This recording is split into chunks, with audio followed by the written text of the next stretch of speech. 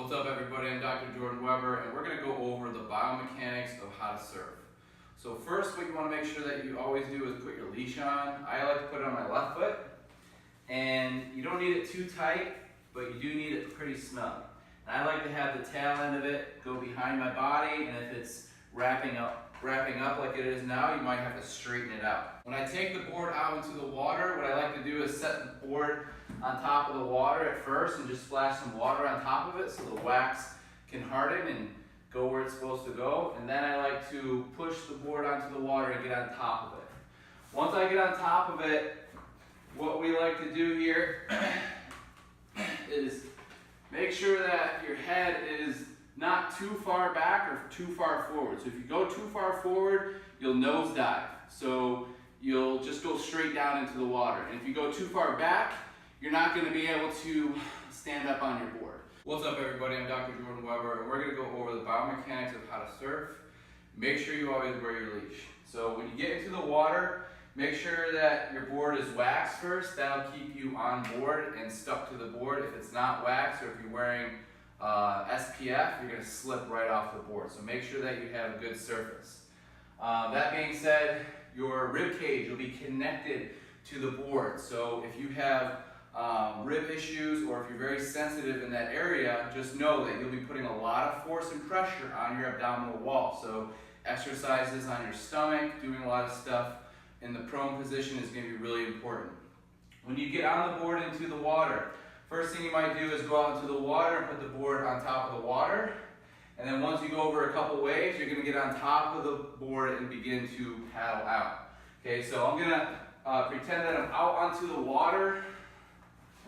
Okay, so I'm on top of the board. You want to balance your body on the center of the board. You don't want to be too far back or too far forward.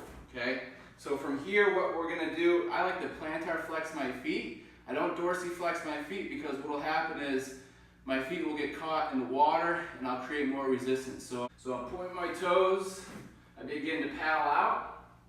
You notice that I'm trying to get my arm up nice and high because the higher I get it, the more I can push downwards. So if I'm right here, I can't push down that much, but if I get up here, I can push down a little bit more and put a little bit more force.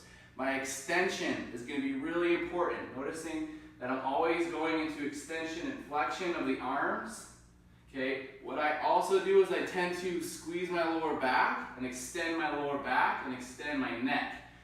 My quads, my knees are straight, knees are extended, quadriceps are isometrically contracting. Now if I were to just relax my kneecaps and my whole body on the board like this, I'm not going to go anywhere. I have to increase my radiation throughout my entire body during this entire process.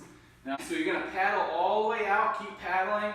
You're going to go over waves. Now, if the waves are too big, what you're going to do is one of two things. One, you can jump off your board, go underneath the wave, and allow the board to get taken that way. And what you're going to do is just pull your cord and you'll get your board.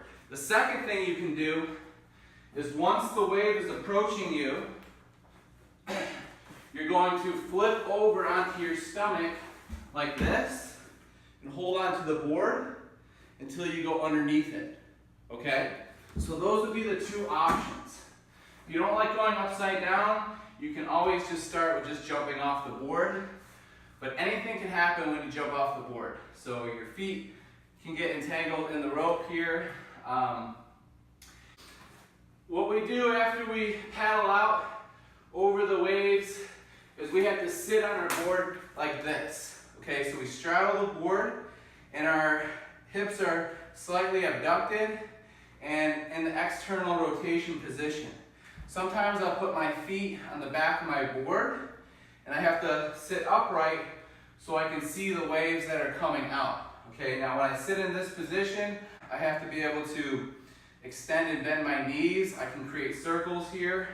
I can pivot here with my hips, and I can look for any sharks in the water. I can look for, if there's anyone out swimming, I can see everything from up here. Okay, so this is where you want to be. This is where you're going to be able to see all your waves. So as you see here, I'm straddling the board. I need good external rotation, but I also need to have active internal rotation while I'm here. So I'm actively isometrically gripping the board with my adductor. So I'm contracting isometrically, I'm actively engaging in knee flexion, and here this would be the time where I dorsiflex my feet. Okay, so when I'm straddling the board, I can do it with my feet in the water. I can create circles if I want to turn. Depending on what way I want to turn, I can go left or right. So this would be the straddle position while you're waiting for the wave. Once you see the right wave, you're going to start paddling toward the beach in either a left or right pattern. So you don't want to go straight toward the beach. Once you get up on top of that wave, you're going to have to go left or you're going to have to go right. If you go just straight forward, you're not going to ride the wave. So you have to ride the wave to the right, or ride to the so you have to ride the wave to the right, or you ride the wave to the left. So let's just say there's a wave behind us. We get in on our boards. We start paddling out. Okay, plantar flex the feet. Knees are extended. Hips are neutral, extend the lower back. Lower back's engaged, rhomboids, latissimus dorsi. Fingers are extended here, scooping the water. I'm trying to get active flexion of the shoulder and active extension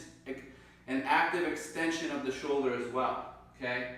So I can also do them at the same time, okay? So as you're paddling with the wave, you're gonna feel a good amount of pressure coming behind you.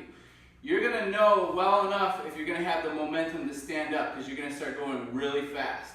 Once that happens, you have to grip the side rails of your board and you have to push yourself up, okay? I don't want to break the board, so this is what it would look like.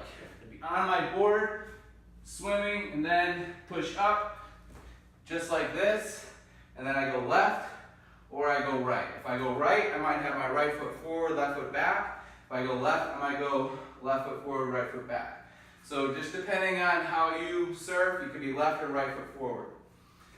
So after we get on the wave, okay, if you want to go faster, you start stepping the feet forward, like this.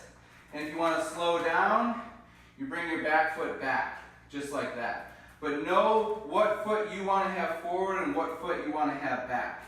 You're going to have your knees slightly bent. You might walk forward or you might step back, just like I said there, okay? And so as you're surfing, you're kind of going inversion, eversion. Your knees, your tibial rotation here, hips are out or they're going in. So you're very active in your hips and you're very active in your knee flexion. So everything is isometrically contracting here, and you can pivot and turn the ankles. So there's a lot going on with the feet when you surf, and when you surf, and when you paddle out, same thing. A lot is going on. Feet are pointed, knees are extended. So for surfing, you're definitely going to want to hit up your shoulder cars and your neck cars. Why? Because you're in full flexion almost the entire time and extension. You're constantly going in a full range of motion of your shoulder or your glenohumeral joint. So you're going to have to do scapular cars. One, you're going to be pushing off the board, and you're going to be pulling the board toward you. So that's your scapula that does that. And then when you're actually making the strokes, that's your glenohumeral joint. Now when you're on the board, your neck is extended. So you're going to have to practice getting into neck extension during your neck cars. Also, you're going to be in back extension. So we're going to have to learn how to segment your spine, going from cat and then all the way to camel. Just like that, okay? For your hips, you're going to actually be straddling the board just like this. So you're going to have internal rotation of the hip, and you're going to have some external rotation of the hip, okay? So make sure that you do your knee cars, your feet cars. So you're going to be in plantar flexion a lot, so you'll have to make sure that you do your ankle cars just like this. Okay, toe cars will be huge because you'll be using your toes to grip your board. Your kneecaps will actually be moving slightly when your knees are on top of the board. And so your knees need to have a little bit of range of motion. When you're standing on your board, you're internally and externally rotating as you're feeling the wave. And so as you feel the wave, you have to balance on your board, and you don't know what way your knees are gonna go. And so that's why I do so many random things, is because when you're surfing or when you're doing any type of sport, there is no only do this 10 reps. There is no, we're gonna do this to the right of the wave 10 times. No, you have no idea if you're going left, you don't know if you're going right, you don't know how big the wave's gonna be, you don't know if there's a shark in the water. There's so many variables in the water. So you have to practice with as many variables as you can. So like I said, you need to have active knee flexion. Why? Well, here we have active knee flexion. I'm isometrically contracting the hamstrings while I'm in this position. I'm extending the lower back while I'm standing. When I'm on my board, my back is extended, so I need to have a really strong back, and I need to have really good extension of the shoulders here, because I'm gonna have to reach out and go all the way around to get that stroke, okay? I can do a double stroke, but I'm not gonna get as much power, so I tend to go like this. My neck is, as you can see, always an extension here. So when I do paddle, sometimes I put my head down into neutral and retract my neck just slightly, okay? Give you a little bit better example here on the board. Filing out, okay, just like that. Start with your shoulder car, full flexion, hold here, and then you're just gonna try to go up toward the sky, make little circles. So when you're surfing, you're always in shoulder flexion while you're paddling out. And then we're gonna internally rotate, reach back, half of rep 1, reach back and around.